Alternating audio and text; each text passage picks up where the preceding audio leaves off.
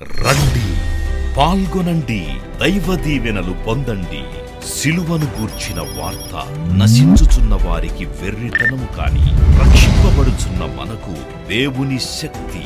1 కొరింథీ 1:18 United peoples fellowship UPF నిర్వహించు సిలువ ధ్యానములు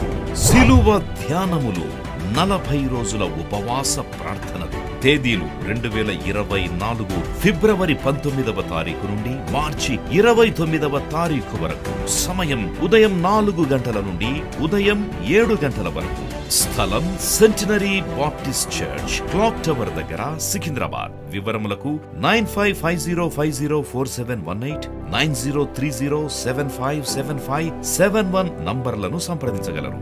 దూర ప్రాంతముల వారు సిలువ ధ్యానములలో యూట్యూబ్, ఫేస్బుక్ మరియు జూమ్ ప్రత్యక్ష ప్రసారం ద్వారా పాల్గొనవచ్చును. Zoom meeting ID 9550504718 passcode 7777. గమనిక, రామ్నగర్ ఈ సేవ నుండి సెంటినరీ బాప్టిస్ట్ చర్చ్ సికింద్రాబాద్ వరకు బస్సు సౌకర్యం కలదు. అందరికీ ఆహ్వానం. ఆహ్వానించువారు ప్రభువు దాసురాలు జాయ్ చెరియన్ గారు, వ్యవస్థాపక అధ్యక్షురాలు మరియు సీనియర్ పాస్టర్ UPF హైదరాబాద్.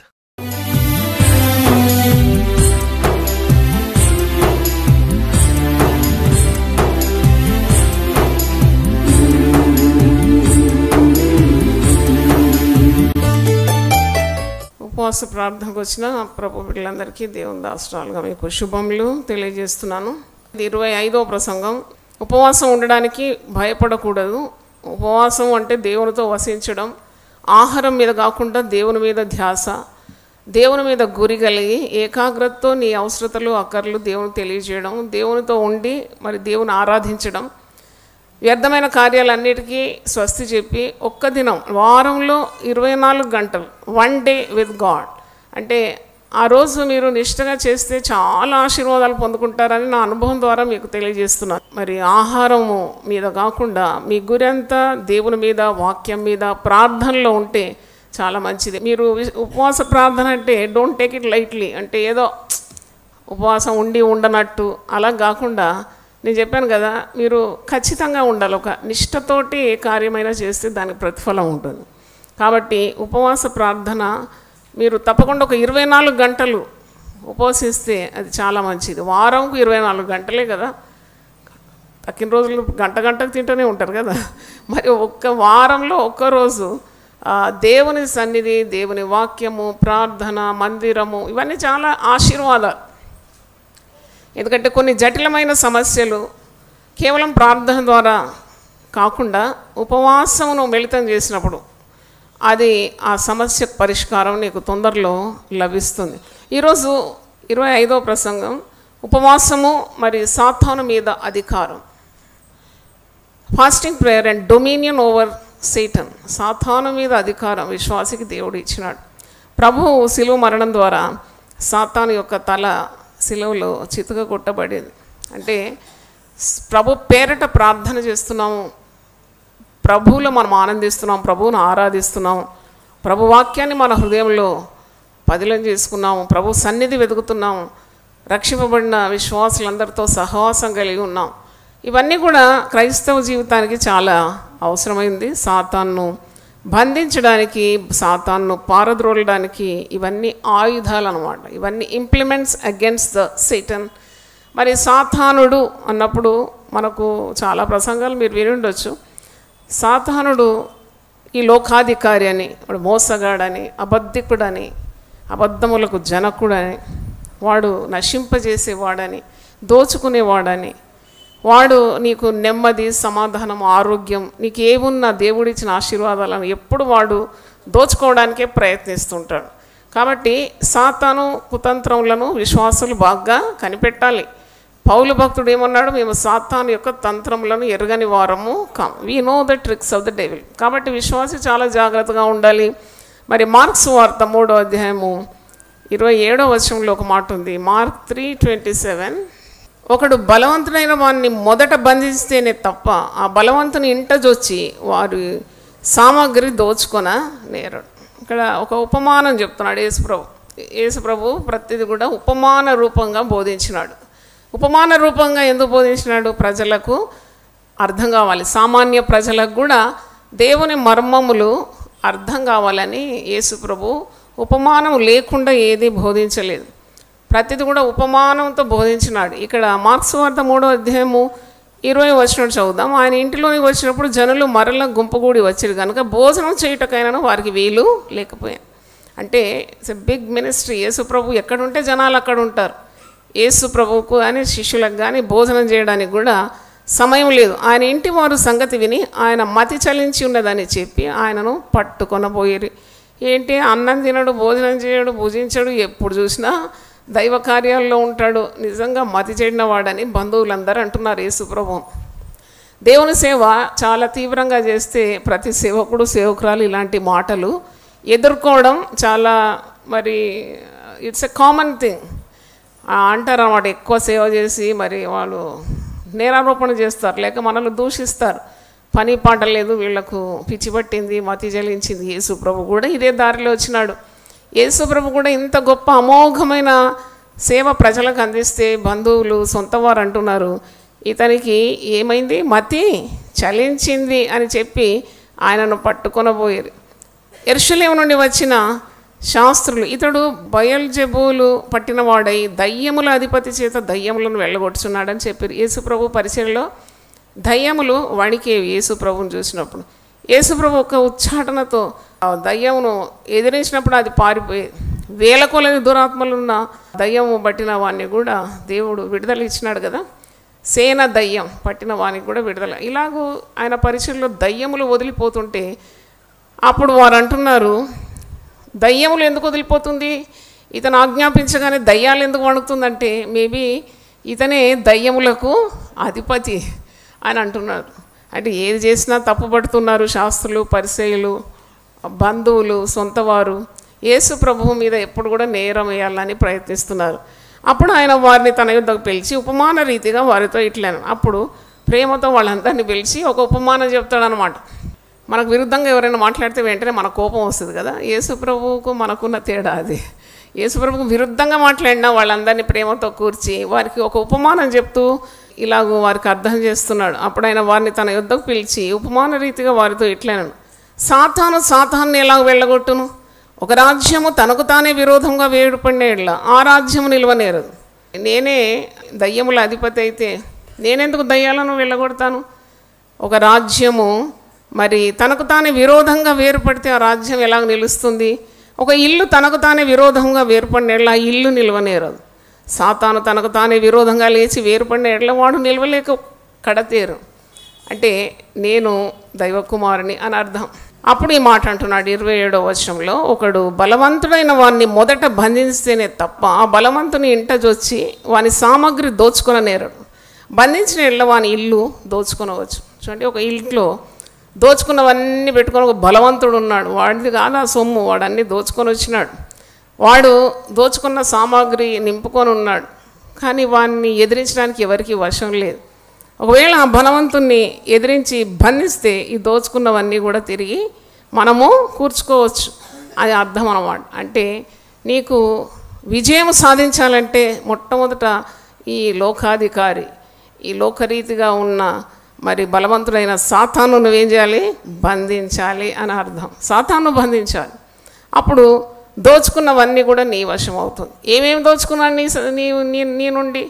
ప్రతి ఒక్కరికి కూడా ఏదైనా చెప్పడానికి ఉంటుంది. నీ నుండి సమాధానం దోచుకున్నాడు, నీ నుండి ఆరోగ్యం దోచుకున్నాడు, నీ నుండి డబ్బు దోచుకున్నాడు, మోసంలో చిక్కి ఎంత డబ్బు నష్టపోయినావో. మరి నీ నుండి ఉద్యోగం దాక్కున్నాడు, నీ నుండి గర్భఫలము మరి లాక్కున్నాడు. చూడండి, గర్భము దాల్చి తర్వాత గర్భము పోయిందని అంటారు కదా, మరణించినారని అంటారు. ఇలావన్నీ కూడా సాతానుడు మన మేలు కోరడు. వాడు ఎప్పుడు కూడా మనకేం చేస్తున్నాడు, కీడు చేస్తున్నాడు. మనల్ని మోసంలో నెట్టేస్తాడు, అబద్ధాలు చెప్తాడు. వాడు అబద్ధాలు ఎప్పుడు చెప్పినట్టే ఆదికాండ 3వ అధ్యాయంలోనే అబద్ధం చెప్తున్నాడు. ఎవరికి? అవ్వతో చెప్తున్నాడు, తినమంటున్నాడు. ఈరోజు ఉపవాసం ఉందామంటే సాతాను ఏమంటాడు, తిను మంచిగా తిను, లేకుంటే ఆరోగ్యం పాడవుతుంది. వాడు అబద్ధం ఆడతాడు అన్నమాట. ఆరోగ్యం ఏం పాడు కాదు. ఎందుకు పాడైతే? దేవుని సన్నిధిలో దైవశక్తి పొందుకుంటావు. మరి వాడు అన్నీ అబద్ధములు ఆడతాడు. ఇక్కడ కూడా దోచుకున్నవన్నీ దోచుకొని మరి పెట్టుకున్నాడు అనమాట. నీ దగ్గర అన్నీ అపహరించినాడు. వాడు దొంగ. వాని పేరేంటి? దొంగ. దొంగతనం చేస్తాడు వాడు. అందుకే యోహాను సువార్త 10:10 ఉంది, దొంగ దేనికి వస్తాడు? దొంగతనము, నాశనము, హత్య చేయడానికి వస్తున్నాడు. కానీ నిజమైన కాపరి, మంచి కాపరి యేసు ప్రభు గొర్రెలకు జీవము మరియు సమృద్ధి అయిన జీవం ఇవ్వడానికి వచ్చినాడు. హల్లెలూయా. యోహాను సువార్త 10:10 మీరు చూస్తున్నారు. కాబట్టి ఈ ఒక ఇంట్లో ఈ విధంగా అన్ని సామాగ్రితో నిండి వాడు దోచుకున్న వస్తువులను, కానీ దోచుకున్న తిరిగి ఎవరిది వారికి చేరాలంటే మొదట ఆ బలవంతుడు ఉన్నాడు కదా, వాడిని ఏం చేయాలి? బంధించాలి. బలవంతుని బంధిస్తేనే తప్ప ఆ బలవంతుని ఇంట్లోకి వచ్చి వాని సామాగ్రి దోచుకున్న నేరం. బంధించడంలో వాని ఇల్లు దోచుకునవచ్చు, పోగొట్టుకున్నవన్నీ తిరిగి పొందుకోవచ్చు. ఈరోజు అదే మన ప్రసంగ అంశం, how to bind the strong one. అంటే సాతానుని బంధించడం ఎలా? సాతాను మీద అధికారం అయితే విశ్వాసులకు ఇచ్చినాడు. దయ్యములను వెళ్ళగొట్టుటకు, చీకటి క్రియలకు సంబంధించిన శక్తులను ఎదిరించే అధికారాన్ని, శక్తిని తనను నమ్మిన ప్రతి ఒక్కరికి కూడా అనుగ్రహించినాడు. యేసుప్రభు రక్తమందు కడగబడిన ప్రతి విశ్వాసికి కూడా సాతాను ఎదిరించే శక్తి ఉన్నది. చాలామంది కూడా మాకు లేదు, అది ఎవరో వెళ్ళగొడతారని ఉండొచ్చు. అభిషేకం ద్వారా దయ్యములు పారిపోతుంది, అది సరే. కానీ ప్రతి విశ్వాసి కూడా యేసయ్య రక్తమందు విమోచింపబడినాడు కాబట్టి దయ్యముల మీద అధికారము ఉన్నది. హల్లెలూయా. కానీ విశ్వాసులు చాలా బలహీనంగా కనబడతారు. ఏంటంటే మాకు సాతాను క్రియ అండి, ఇది అపవాది క్రియ అండి, మరి మాకు ఇలా జరిగిందండి, మంత్రతంత్ర శక్తులు మా మీద ప్రయోగిస్తున్నారండి, ఇలా బలహీనమైన మాటలు పలుకుతూనే ఉంటాడు విశ్వాసి. అంటే దాని అర్థం ఏంటి? మరి ఎవరికి పంక కొడుతున్నాడు? సాతానుకు గొప్ప చేస్తున్నాడు. సాతానుడు చాలా బలవంతుడు అండి, సాతాను మా మీద ప్రయోగం చేసినాడండి, మా ఇల్లు నాశనం చేసినాడండి, సాతాను ఎప్పుడు పొంచి ఉన్నాడండి మమ్మను హాని చేయడం, కీడు చేయడానికి. ఇవన్నీ మాటలు మాట్లాడేదానికంటే నేనైతే నా జీవితంలో సాతాను ఎంత గొప్పవాడో నేను అస్సలు చెప్పాను, దేవుడు ఎంత గొప్పవాడో చెప్తూనే ఉంటాను. దేవుని స్తోత్రం, హల్లెలూయా. నాకేం పని సాతాను వివరించడానికి, సాతానుకు రంగులు అద్దడానికి, రెక్కలు తోకలు ఈక పెట్టడానికి నాకేం పని? నా పని దేవుడు ఎంత శక్తిమంతుడో చెప్తూ ఉంటాను. దేవుని స్తోత్రం, హల్లెలూయా. అది పెద్ద భయం కాదు నాకు సాతానుడు అంటే, ఎందుకంటే వాడు శక్తిహీనుడు. వాని తల ఎప్పుడో సిలువలో ఏమైంది? చితికిపోయింది. సమాధానకర్త దేవుడు సాతానును మన కాళ్ళ క్రింద శీఘ్రంగా ఏం చేస్తాడట? చితకద్రొక్కిస్తున్నాడు. రోమీలకు రాసిన పత్రిక 16:20 ఆ మాట ఉంది. కనుక మత్తయి సువార్త 10:1 శిష్యులకు కూడా అపవాది శక్తుల మీద అధికారం ఇచ్చినాడు. మత్తయి 10:1 ఆయన తన 12 మంది శిష్యులను పిలిచి అపవిత్రాత్మలను వెళ్ళగొట్టుటకును, ప్రతి విధమైన రోగమును, ప్రతి విధమైన వ్యాధిని స్వస్థపరచుటకును వారికి అధికారము ఇచ్చాను. బా, ఇంత మంచి మాట కదా. అధికారం గల వాళ్ళం అనమాట మనం. అధికారం ఉంది కానీ ప్రయోగించడం రాదు. అధికారం ఉన్నది కానీ ఏమిలా? అధికారము నీకు తెలిసి ఉండాలి, నీ శక్తి ఎంతనో నీకు తెలిసి ఉండాలి, నీ ఉనికి ఎంత ఉంది. సాతాను మీద నీకు ఎట్టి అధికారం ఉందో తెలిసి లేకుంటే నీవు చచ్చేదాకా భయపడుతూ వణుకుతూ పిరికితనంతో చస్తావు. కానీ యేసు ప్రభువును అంగీకరించిన ప్రతి ఒక్కరు కూడా సాతాను కాళ్ళ క్రింద చితకగొట్టడానికి అధికారము ఉన్నది. హల్లెలూయా. అదే ఉపవాస ప్రార్థన శక్తి. హల్లెలూయా. ఉపవాసం ఎందుకు ఉండాలండి? మనం అన్నం తినకుండా వీక్ అయిపోతాం కదండి. ఏం వీక్ కాదు, ఆత్మ అంతరంగ పురుషుడు దినదినం ఏం పొందుకుంటాడు? నూతనపరచబడుతుంటాడు, శక్తి పుంజుకుంటాడు. కాబట్టి ఉపవాస ప్రార్థన చాలా అవసరం. భక్తులందరూ ఉపవాసం ఉండినారు కదా. నేను చెప్పాను, చాలా ప్రసంగాలు చేశాను. పాత నిబంధనలో భక్తులు ఉపవాసం ఉండినారు, క్రొత్త నిబంధనలో భక్తులు ఉపవాసం ఉన్నారు. యేసు ప్రభువే స్వయంగా ఎన్ని రోజులు ఉన్నాడు? 40 రోజులు ఉన్నాడు. మోషే ఎన్ని రోజులు ఉన్నాడు? 80 రోజులు. 42 సార్లు. అది కూడా ఆహారము లేదు, పానీయం కూడా లేకుండా.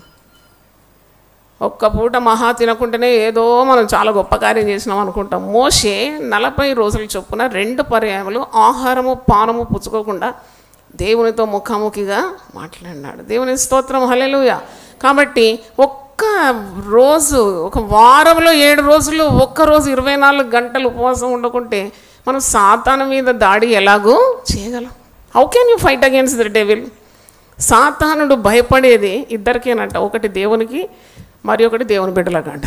దేవుని స్తోత్రం, హల్లెలూయా. అంటే దేవుని భయపడుతుంది సాతాను.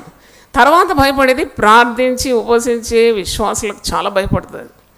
బలహీనుడైన భక్తుడు కూడా మోకాళ్ళ మీద ఉండి దేవునికి ప్రార్థన చేస్తే సాతానుడు పరారైపోతాడంట. కానీ సాతానుడు చాలా కుయుక్తిపరుడు. సాతాను నిన్ను ప్రార్థన చేయకుండానే చేస్తాడు. ఎప్పుడు వాడి నిన్ను ప్రార్థన చేయండి. ఎందుకంటే సాతానుకి ప్రార్థనా శక్తి బాగా తెలుసు. It will not allow you to pray. ఏదో తెచ్చిపెడుతుంది, ఏదో ఆటంకం, ఏదో అడ్డు, ఉపవాసం ఉండనియదు, ప్రార్థన చేయనియదు, ఉదయం లేవనియదు. చూడండి, 4 గంటలకు లేస్తే ఎంత ఆశీర్వాదం. ఉదయం లేసే పురుగుకు పుట్టడి పురుగులు అంట, కానీ లేవనియదు కదా. ఎందుకే అంటే దానికి తెలుసు నువ్వు సాతాను వాడిని ఏం చేస్తావు, నలిపేస్తావని తెలుసు. కాబట్టి నిన్ను మొదట నిర్వీర్యం చేయడమే దాని ప్రథమ ఉద్దేశం. సాతాను మనం ఎదిరించాలి, సాతాను మీద దాడి చేయాలి, సాతాను శక్తులను అడగొట్టాలంటే యూ నీడ్ పవర్ కదా, you need lot of spiritual power. అప్పుడు ఆత్మీయ శక్తిని పుంజుకోవాలి. పోరాటం అన్నమాట ఇది.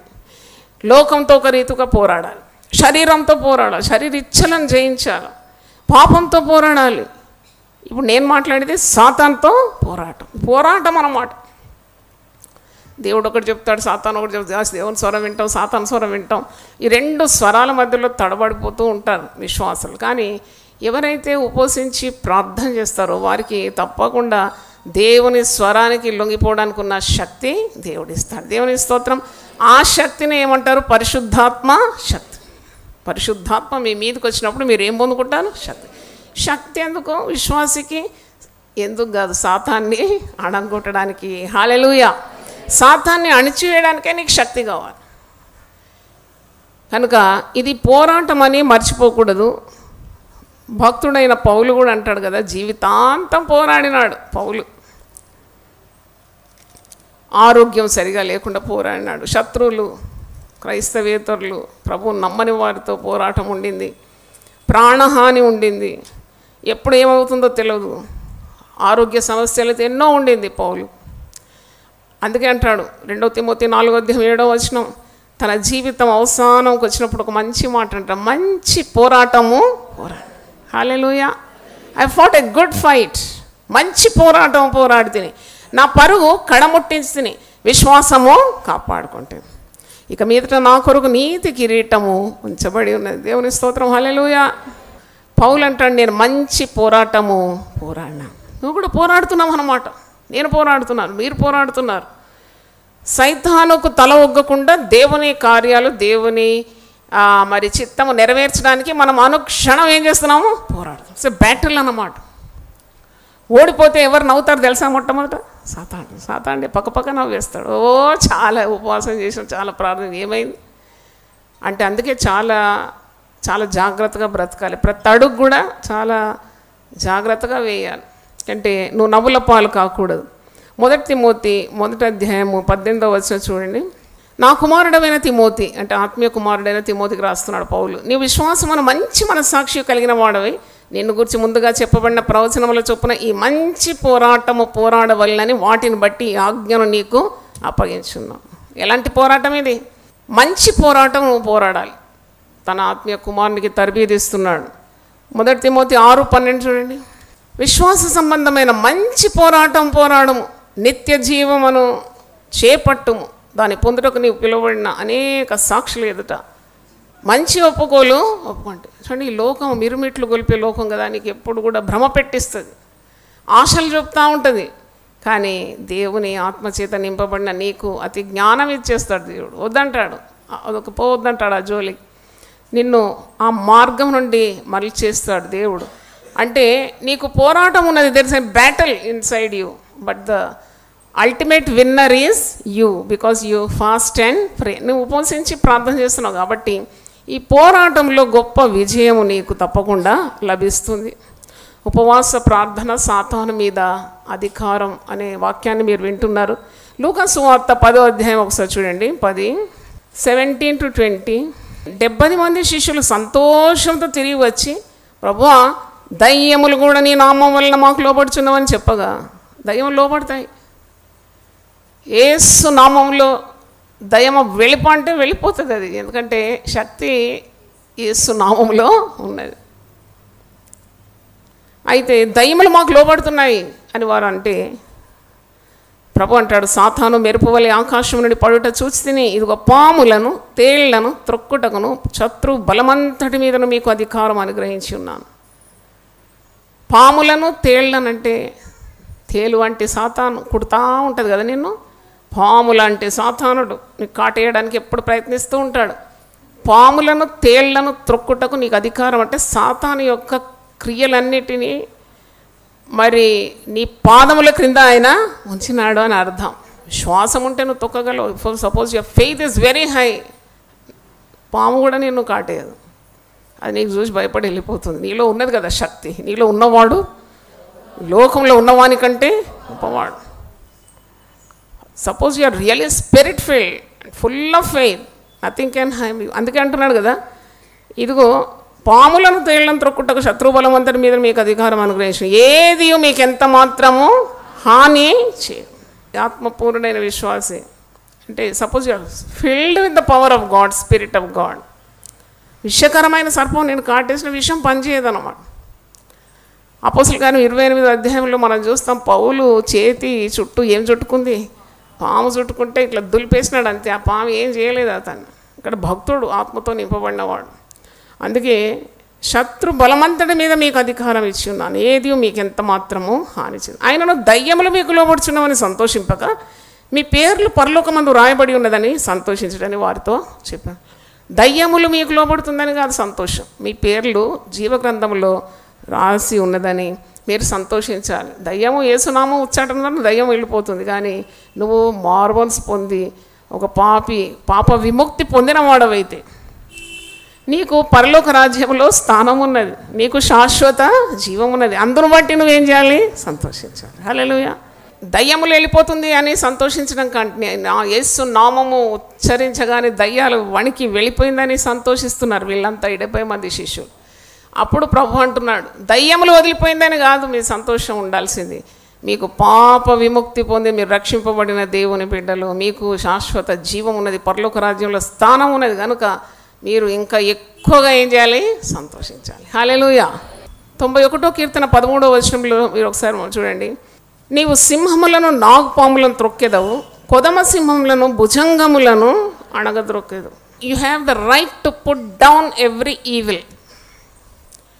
కొదమ సింహం ఏం మేలు చేస్తుంది, భుజంగము మరి ఏమి మేలు చేస్తుంది, ఇవి కీడు చేసేటివి ఇవన్నీ. సింహము మరి నీకు కీడే చేస్తుంది, నేను మింగేస్తుంది కదా.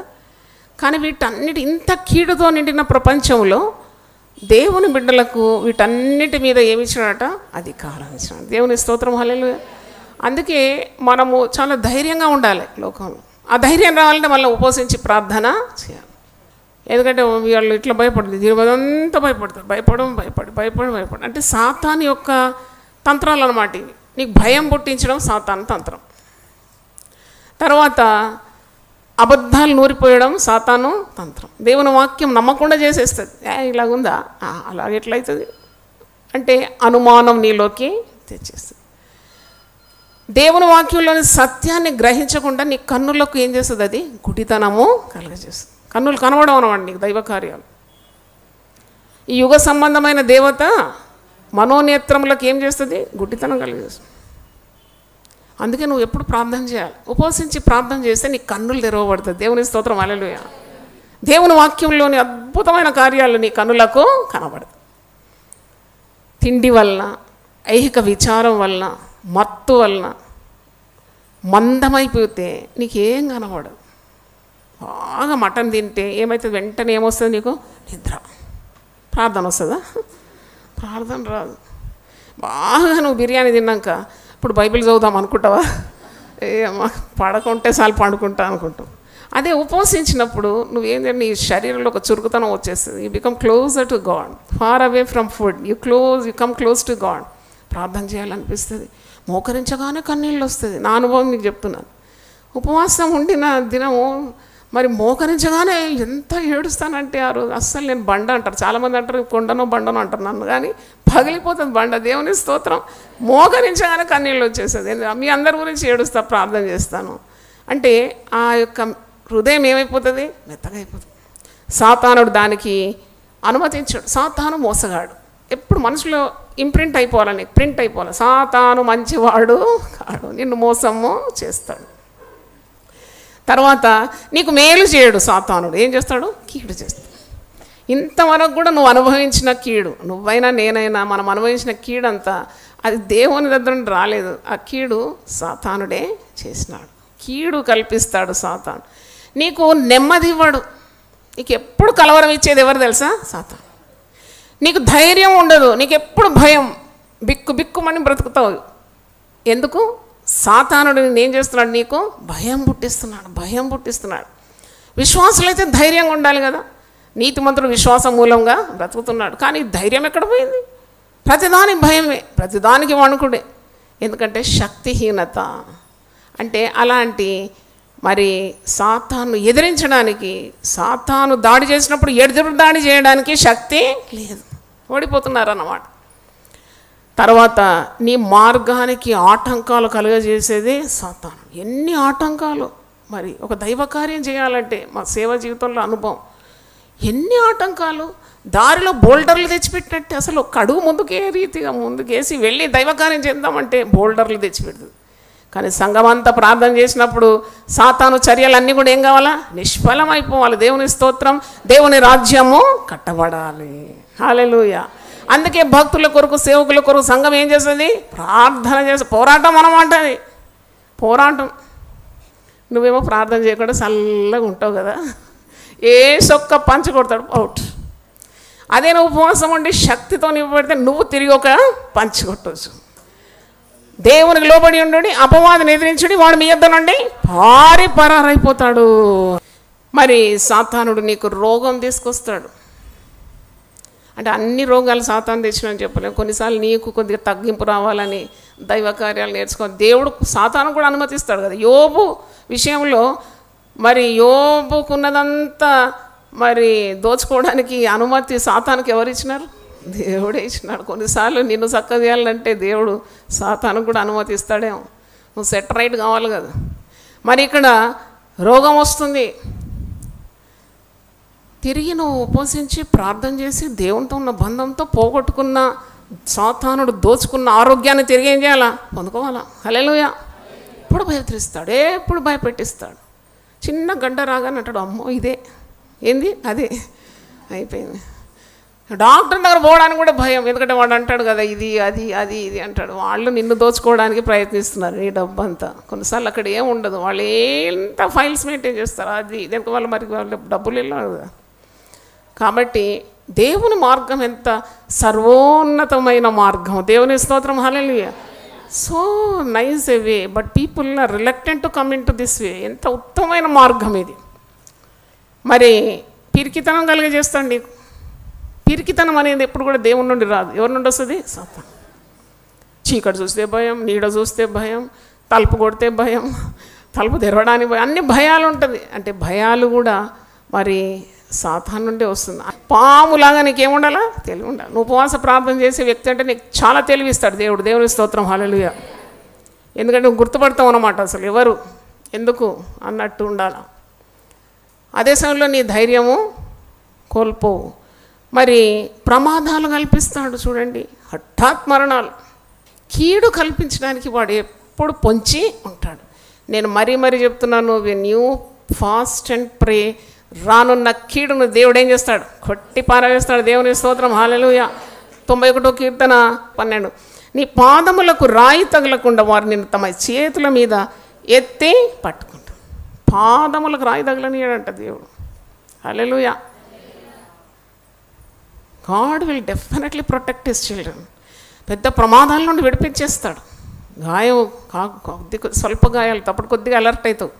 అమ్మో ప్రార్థన చేసి బయలుదేరాలి, నా కుటుంబంలో సనుగుడు గునుగుడు ఉండకూడదు. పెడతాడు చెంప పెళ్ళమన్నట్టు దేవుడు. ఒకసారి మూతి ముక్కంతా పోతుంది, ఎముకలు ఇరిగి నువ్వు హాస్పిటల్ పడి ఉంటావు. నేను చెప్తా కదా, ఐసీయూ బుద్ధి రావాలంటే దేవుడు ఎన్నో మార్గాలు ఉంది కదా.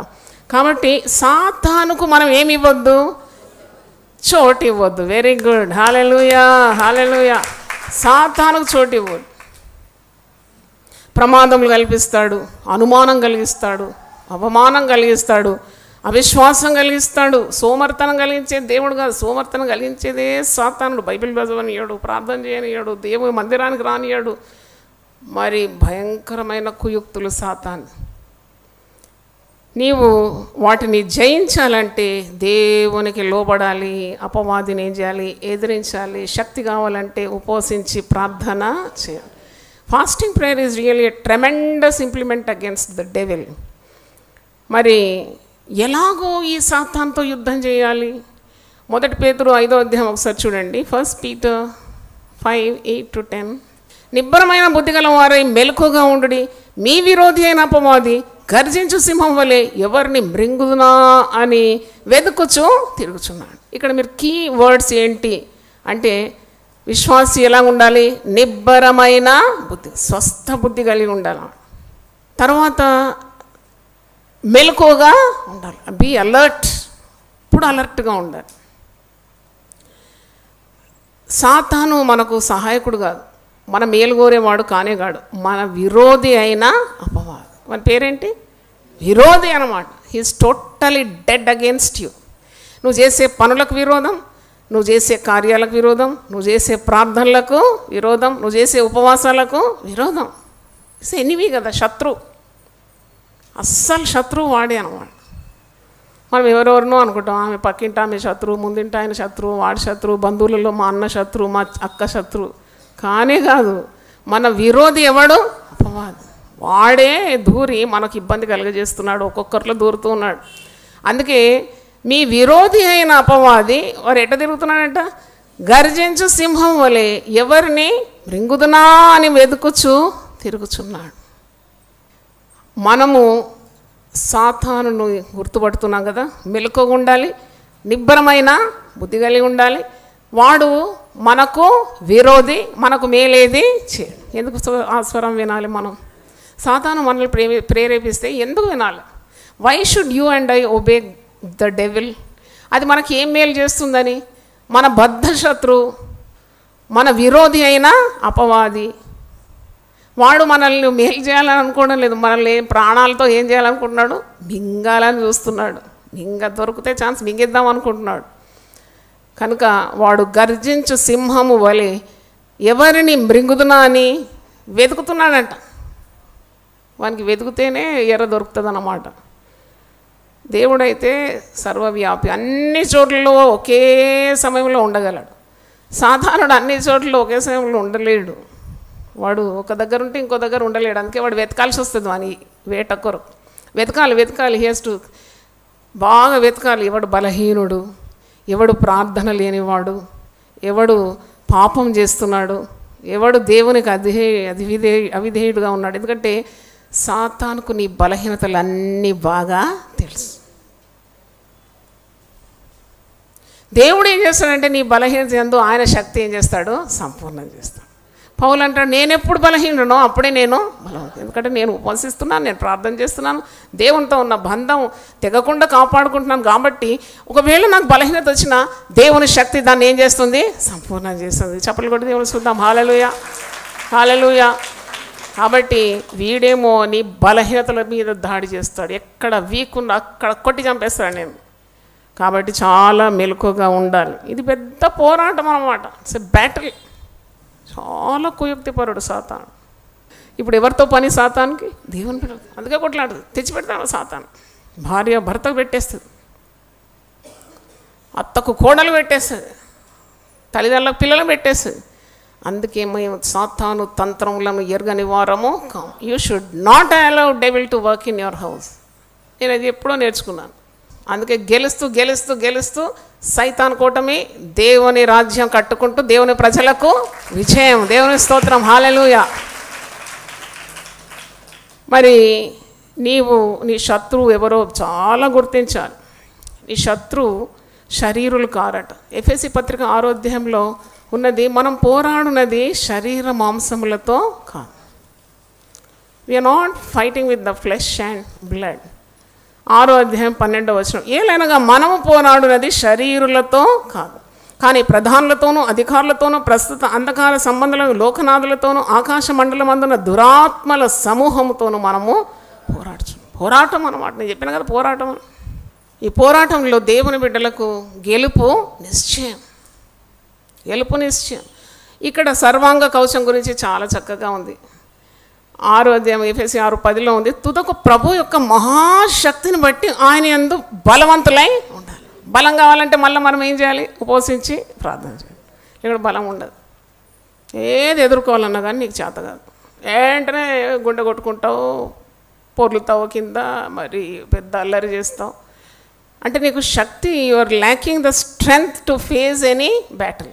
అందుకే పౌలు భక్తుడు అంటాడు, ప్రభు యొక్క మహాశక్తిని బట్టి ఆయన యందు మీరు ఎలా ఉండాలి? బలవంతులై ఉండాలి. హల్లెలూయా. బలంగా మన పిల్లలు ఉన్నప్పుడు ఎంత మురిసిపోతాం కదా, ఇంత ఎత్తున్నాడు, ఇంత లావు ఉన్నాడు, ఇంత చక్కగా కండలు తిరిగి ఉన్నాడు. ఏ తల్లి కన్నా మురిపాం, ఏ తండ్రి కన్నా మురిపాం. అదే వాడు అవుట్ పుట్టినాడంటే ఎంత బాధ, ఇప్పుడు పెరుగుతలేడు, అయ్యో ఎంత బాధ ఉంటుంది తల్లిదండ్రులు. అందుకే మనము ఒకసారి రక్షింపబడిన తర్వాత దినం క్షణం ఎదుగుతూనే ఉండాలి. దేవుని స్తోత్రం, హల్లెలూయా. క్రీస్తు యొక్క శిరస్సు మట్టుకు నువ్వేం చేయాలి? ఎదగాలి. నేర్చుకుంటూ ఉండాలి, వాక్యం నేర్చుకుంటూ ఉండాలి. నీతి కొరకు ఆకలి దప్పిక గలవారు ధన్యులు, వారు తృప్తిపరచబడతారు. హల్లెలూయా. అప్పుడు శక్తి కావాలంటే నీకు మరి దేవుని వాక్యం చాలా అవసరం. బలవంతులుగా ఉండాలంట. అపవాది తంత్రములను ఎదిరించుటకు శక్తివంతులగునట్లు దేవుడిచ్చు సర్వాంగ కవచమును ధరించుకోనండి. ఎదిరించాలంటే నీకు సర్వాంగ కవచం వేసుకోమంటున్నాడు. హెల్మెట్ లేకుండా ప్రయాణిస్తే ఫైన్ అంటారు కదా.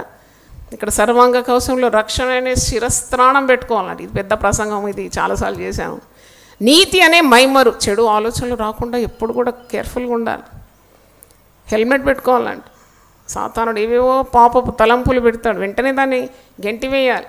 హృదయంలో కూడా మరి పాపము ప్రవేశించకుండా నీతి అనే మైమరు తొడుక్కోవాలి. దేవుని వాక్యం అనే ఆత్మ ఖడ్గము ధరించుకోవాలి. విశ్వాసం అనే డాలు పట్టుకోవాలి.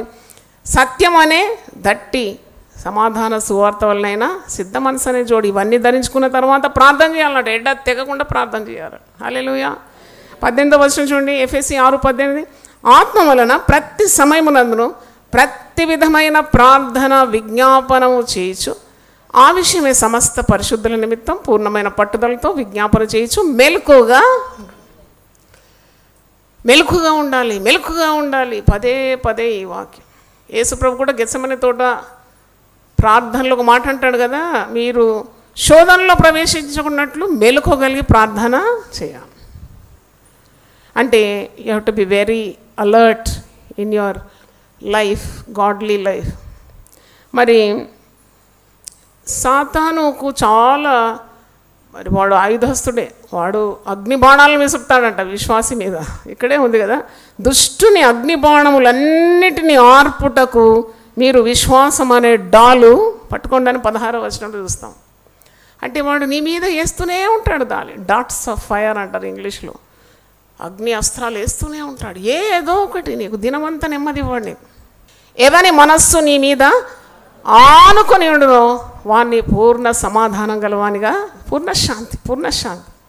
సాతాను యొక్క కార్యాలు మనం పరిశుద్ధ గ్రంథం నుండి చూస్తున్నాం. చాలా జాగ్రత్తగా ఉండాలి. నీకు చాలా పని పెట్టేస్తాడు. ఇప్పుడు ఈ దినాల్లో పెద్ద పెద్ద సేవకులకు కూడా వచ్చే ప్రమాదం ఇది. బాగా పరిచర్యలు ఇచ్చేసి విస్తారమైన పరిచయం, జనమే జనం. అట్టి వారి వాక్యం ధ్యానించడానికి కూడా సమయము లేదు. ఏకాంత ప్రార్థన, దేవునితో ఉన్న బంధము నెలకొల్పడానికి సమయము లేదు. సాతాను వణికించేది కేవలం ప్రార్థన. దేవునికి స్తోత్రం. సాతానుడు దేనికి భయపడాడు? ఉపవాసం భయపడతాడట, ప్రార్థన భయపడతాడట, పరారనమాట. వానికి నిలవలేడు అనమాట. ఈ can't stand before fasting prayer. అందుకే 2 కొరింథీ 10వ అధ్యాయం 4వ వచనంలో పౌలు భక్తుడు అంటాడు, మా యుద్ధోపకరణాలు శరీర సంబంధమైనవి కావు, దేవుని ఎదుట దుర్గములను పడద్రోయజాలంత బలం గలవై ఉన్నది. ఏంటి యుద్ధోపకరణాలు? What are the implements for fighting against Satan? అంటే మీ కొన్ని యుద్ధోపకరణాలు చెప్తాను. ఒకటి యేసు నామం గొప్పదండి. అసలు విశ్వాసులకు ఎన్ని ఆధిక్యతలు ఇచ్చినాడు దేవుడు. అవన్నీ పక్కన పెట్టేసి ఊరికే బిక్కు అంటూ బతుకుతూ ఉంటారు. చాలా దయనీయమైన పరిస్థితి. Very pitiable condition believer. నమ్ముతున్నాను గొప్ప దేవుడు అని పెదవులతో అంటూ ఉంటారు, గుండెలేమో గుబులు బుగులు ఎప్పుడు ఇదే. ఎంత భయంకరం ఇది. పరలోక రాజ్యం తాళపు చెవులు నీ చేతికి ఇస్తానన్నాడు. ఎవరితో అన్నాడు ఆ మాట? పేతురుతో అంటాడు, పరలోక రాజ్యపు తాళపు చెవులు నీ వశంలో ఇస్తున్నాను. భూమి మీద నువ్వు దేన్ని బంధిస్తావో అది పరలోకంలో నేను బంధిస్తాను. భూమి మీద నువ్వు దేన్ని విడుదల చేస్తావో అది పరలోకంలో నేను విడుదల చేస్తాను. మీరు బంధించడానికి నేర్చుకున్నారా? మీకు అన్నీ తెలుసు కానీ ప్రయోగించారు. ఇంట్లో ఎవరన్నా ఊరికి అరిస్తే నోరు మెదపకుండా బంధించవచ్చు, తెలుసు ఆ సంగతి మీకు? యేసు నామములో నీ నోటిని బంధిస్తున్నట్టు నోరు కుయ్యలేదు కాయలేదు. నాయన ఇంత శక్తి గల నామం ఇది, దేవుని స్తోత్రం, హల్లెలూయా. అంటే such is the great name of God. రెండవ చూస్తే యేసు రక్తం ఒక యుద్ధోపకరణం. యేసు రక్తమే జై. ఏం చేస్తావో చెయ్యి. ఒకడు పులిని ఎదుర్కొన్నాడంట. పులి వచ్చింది అడవిలో, చెట్టెక్కరాదు ముసలోడు. పాపం ఏం చేస్తాడు? బైబిల్ ఉంది, సేవకుడు చిరుతలు అంటారు కదా, గజ్జ అది పట్టుకొని ఏ మార్గం లేదు, పులికి మీదకి వెళ్ళిపోయిందంట. పులి మీదకి యేసు రక్తమే జై. ఏం చేస్తావు చెయ్యి అంటే పులి అనుకుంటా, ఇది ఎక్కడి ఈ 2 కాళ్ళ పులులు కూడా ఉంటాయి, ఇంకేం పెద్ద క్రూర మృగం అని చెప్పి వెనకకు దిగి ఉరికిపోయిందట పులి. అంటే మనం భయపడినప్పుడు మన శరీరం నుండి ఒకలాంటి భయము వాసన వస్తుందట, ఫ్లేవర్ ఆఫ్ ఫియర్. అదే ధైర్యం ఉన్నప్పుడు ధైర్యపు వాసన వస్తుందట. అది క్రూర మృగాలు కూడా గుర్తుపడతాయంట. దేవుని వాక్యము ఇంకొక యుద్ధోపకరణం. అందుకే వాక్యం బాగా తెలిసి ఉండాలి. అపవాదిని జయించడానికి యేసు ప్రభు 40 రోజులు ఉపవాసం అయిన తర్వాత దేన్ని పట్టుకున్నాడు? వాక్యం చేతనే. ఆ సాతానుడు వాక్యం ఉపయోగిస్తుంటే వాక్యం చేతనే వాడిని ఓడిస్తున్నాడు. దేవుని వాక్యం తర్వాత పరిశుద్ధాత్మ శక్తి, సిలువను గురించిన ధ్యానం కూడా పెద్ద యుద్ధోపకరణం. ఎందుకంటే హెబ్రీ పత్రిక 12వ అధ్యాయం 3వ వచనం ఉంది, మన ప్రాణములు విసుకకుండా ఉన్నట్లు, మనం అలసిపోకుండా విసుకకుండా ఉన్నట్లు పాపాత్ములు తనకు విరోధంగా చేసిన తిరస్కారం అంతా ఓర్చుకొని ఆయనను తలంచుకొనడి. హల్లెలూయా. ఉపవాస ప్రార్థన మరి ఒక గొప్ప యుద్ధోపకరణం. అలాగే స్తుతి ఆరాధన, పాటలు పాడాలా. అంత టైం ఎక్కడండి మాకు అని అంటారేమో, కానీ find some time. There is a will, there is a way. మనసుంటే మార్గం ఉంటుంది. నేను ఎప్పుడు చెప్తాను, చాలా బాధలు, చాలా టెన్షన్తో కృంగిపోయి కృషించిపోయి డిప్రెషన్ అంటే 7 పాటలు పాడండి, వెంటనే కృంగిన వారిని దేవుడు ఏం చేస్తాడట? దేవుడెత్తాడు. హల్లెలూయా, హల్లెలూయా. అంటే ఆరాధించేటప్పుడు సాతాను నిలవాడు. ఆరాధన, దేవుని ఆరాధిస్తున్నప్పుడు సాతాను ఓడిపోతాడు, కట్టు తెగిపోతుంది మీది. తర్వాత దివ్యమైన ఆత్మాభిషేకం, anointing of God, it breaks the yoke. పెద్ద బరువు కూడా అది మరి సునాయాసంగా నువ్వు దాన్ని ఛేదించగలవు ఎప్పుడైతే ఆత్మతో నింపబడి అభిషేకింపబడతావు. కనుక నీవు తప్పకుండా ఉపవసించి ప్రార్థన చేయడం నేర్చుకోవాలి. నీవు సాతాన్ని ఎదురుదాడి చేసి గెలవాలంటే చాలా పద్ధతులు ఇప్పుడు నేర్చుకున్నావు. దేవునికి లోబడి ఉండాలి, దేవునికి లోబడి ఉండాలి. అపవాదిని నువ్వేం చేయాలి? ఎదిరించాలి. చాలామంది అపవాదిని ఎదిరించారు, వానితోటే కాపురం చేస్తారు. రా, సాతానుడు వచ్చినట్టు తలుపు కొట్టండి, రా కూర్చో, సోఫా మీద కూర్చుంటాడు. ఆఖరికి మళ్ళీ అయ్యో వీడు ఇంత మోసగాడా, అయితే వీడిని ఎదిరిస్తా అంటే అప్పుడు వాడేమీ కదలాడు. కాబట్టి మొట్టమొదటి నువ్వు సాతాను చోటు ఇవ్వకుండా ఉండాలి. అది జ్ఞానం. దేవుని స్తోత్రం, hallelujah. Don't give way for Satan to come and win over you. నీ హృదయంలోకి వాడు చొచ్చుకొని వస్తాడు, నీ తలంపులోకి చొచ్చుకొని వస్తాడు, నీ కుటుంబంలోకి చొచ్చుకొని వస్తే. నేను ఎప్పుడు చెప్తాను, హౌస్ఫుల్ అనే బోర్డు తగిలియాల కదా. కొన్ని థియేటర్లో ఎంట్రీ ఉండదు, ఏం చేస్తారు? హౌస్ఫుల్, ఇంకా సీట్లు లేవు. అవును, నా హృదయం దేవుని వాక్యంతో నింపబడి ఉన్నది కాబట్టి నీకు చోటు లేదు, వెళ్ళిపో. నా తలంపులు దేవుని వాక్యంతో నింపబడింది, చోటు లేదు, వెళ్ళిపో. అపవాదికి చోటు ఇవ్వకూడదు. కనుక మనము ఇవన్నీ గ్రహిస్తున్నాం. సత్యము కూడా అంటే truth in the inward parts. సాతానుడు నీ మీద విజయం పొందకుండా ఉండడానికి నీలో ఎప్పుడు సత్యం ఉండాలి. ఎందుకంటే వాక్యంలో ఉంది, నువ్వు అంతరంగమందు సత్యము కోరువాడు. నీ యందు భయభక్తులు గల వారికి సత్యం అనే ఎత్తి పట్టుకోవడానికి సత్యం అనే ధ్వజాన్ని దేవుడు అనుగ్రహిస్తాడంట. దేవుని స్తోత్రం, హల్లెలూయా. కనుక సైతాను ఎప్పుడు కూడా నువ్వు సై పలుకోద్దు, ఓకే అని పలుకోకుండా you have to oppose the devil. అంటే సాతాను ఎదిరించాలి, దాడి చేయాలి, వాడిని ఓడగొట్టాలి. వాని కాళ్ళ క్రింద నువ్వేం చేయాలి? నీ కాళ్ళ క్రింద వాడిని ఏం చేయాలి? చితక కొట్టాలి. దేవుని స్తోత్రం. దేవుడి వాక్యాన్ని దీవించును గాక. ప్రార్థన చేసుకుందాం. ప్రభువా నీ పరిశుద్ధ నామమునకు స్తోత్రం. ఉపవాస ప్రార్థన సాతాను మీద అధికారం అనే ఒక వాక్యాన్ని మేము ధ్యానించినాము. సాతానుడు మా మేలు కోరేవాడు కాడు, వాడు అపవాది విరోధి అయిన సాతాను అని వాక్యంలో ఉంది. మోసగాడు, దొంగ, అబద్ధికుడు. వాడు మమ్మను చాలా కార్యాల్లో భ్రమ పెడుతూ ఉంటాడు. కానీ మేము సాతాను యొక్క తంత్రములను గుర్తుపెట్టి మేము పోరాడినది శరీరులతో కాదు, అంధకార సంబంధులకు లోకనాథులతో మరి దురాత్మ శక్తులతో మేము ఎల్లప్పుడూ పోరాటంలో ఉన్నామనే జ్ఞానం మాకు దయచేయండి. అంతిమ విజయము విశ్వాసులదని మరి వాక్యము సెలవు. వీటన్నిటిలో మేము అత్యధికంగా విజయం పొందుతున్నామని పౌలు భక్తులు అంటున్నాడు. సాతాన్ని ఎదిరించడానికి, వాడిని ఓడించడానికి, వాని కుయుక్తులను పడాపంచలు చేయడానికి ఉపవాస ప్రార్థన శక్తి మీరు ఇచ్చినందుకు వందనాలు చెల్లిస్తున్నాను. కీడు కల్పిస్తాడు, మరణం తీసుకొని వస్తాడు, సమాధానము దోచుకుంటాడు, సంతోషం దోచుకుంటాడు, డబ్బు దోచుకుంటాడు, అబద్ధమాడతాడు, వాడు ఉన్నవన్నీ కూడా నష్టపరుస్తాడు, కీడు కల్పిస్తాడు. వాని యుక్తులన్నీ పారద్రోరాలంటే, నశింపజేయాలంటే, కాలిపోవాలంటే తప్పకుండా విశ్వాసి ప్రార్థనలో ఉండాలి, ఉపవసించాలి, ప్రార్థించాలి. ఉపవసించి ప్రార్థన చేసి విశ్వాసం చూసి సాతానుడు వణికిపోతాడు, వాని జోలికి కూడా రాడని మేము నేర్చుకుంటున్నాము. తండ్రి గెత్సెమనే తోటలో మోకరించి మరి తండ్రి మరణం పొందినంత ఆవేదనతో నాయన దుఃఖముతో ప్రలాపించి ప్రార్థన చేసినప్పుడు సాతానుడు ఓడిపోయినాడు.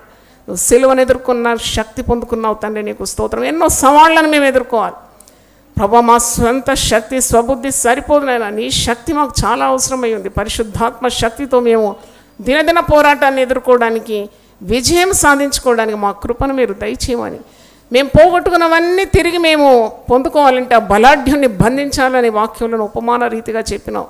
బలవంతుడు ఎప్పుడైతే బంధింపబడతాడో మేము పోగొట్టుకున్నవన్నీ తిరిగి మేము పొందుకోగలం ప్రభు.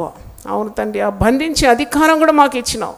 భూమి మీద మేము దేన్ని బంధిస్తామో అది పరలోకంలో బంధింపబడి అన్నావు, దేన్ని విడుదల చేస్తామో అది పరలోకంలో విడుదల పొందుతుందన్నావు. నాయన నీకు వందనాలు చెల్లిస్తున్నాను. పరలోక రాజ్యపు తాళపు చెవులు మాకు ఇచ్చినారని సెలవు ఇచ్చినావు. గొప్ప దేవా నీకు స్తోత్రం. యుద్ధోపకరణాలు మా చేతికి ఇచ్చినావు ప్రభా, నీకు వందనాలు. మాకు ఎన్నెన్ని ఆయుధాలు ఉంది పోరాడడానికి, గెలవడానికి. దేవుని వాక్యం టీవీ ద్వారా విన్న బిడ్డలను కూడా మరి కుటుంబాలకు కూడా విజయం దయచేయండి. సాతాను పోరాటాన్ని అణిచివేయండి నాయన. విశ్వాసులందరినీ మీరు దీవించమని, సమృద్ధి అయిన విజయము వారి దయచేయమని యేసు పరిశుద్ధ నామములో అడుగుతున్నాను తండ్రి, ఆమేన్. హల్లెలూయా. దేవుని వాళ్ళు సమృద్ధిగా దీవించును గాక. రండి, పాల్గొనండి, దైవ దీవెనలు పొందండి. సిలువను గూర్చిన వార్త నశించుచున్న వారికి వెర్రితనము కాని, రక్షింపబడుచున్న మనకు దేవుని శక్తి.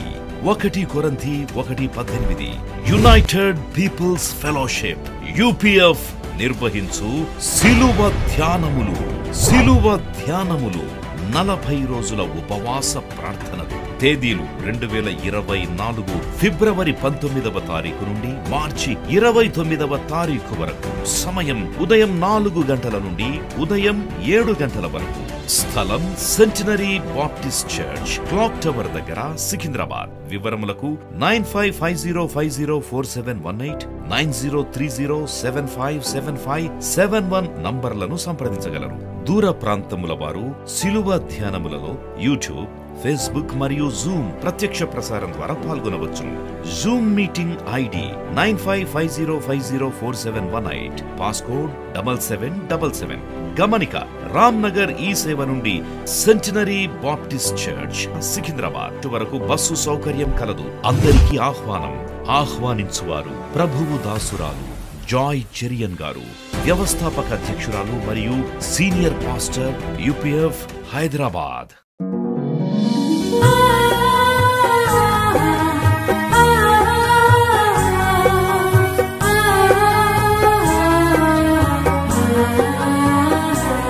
నీ ధనము నీ ఘనము ప్రభు యేసుదే, నీ దశమా భాగము నీయ వెనుదీతువా.